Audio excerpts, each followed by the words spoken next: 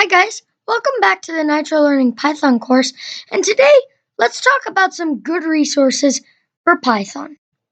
So the first one is the Python documentation. This has literally every single method, function, or anything you need to know. Here's what you click: tutorial, and then go down and here's where you literally get everything. You can see there are many There are many data types, control flow, and many other stuff, functions, range, loops, data structures, modules, and stuff like that. It's a great place to learn. Now let's get on to our next one. Stack Overflow. This is the place for errors.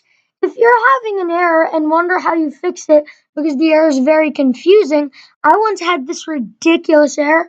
I didn't know how to fix it.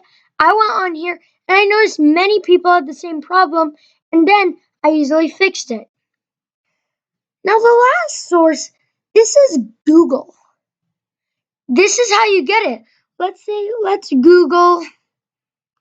just Google something simple. How to remove an item from a string. And then Stack Overflow. And bam, look at that. There are tons of ways. They have text, help, and they even improve. If you give sample code from your own code, they can give you advice.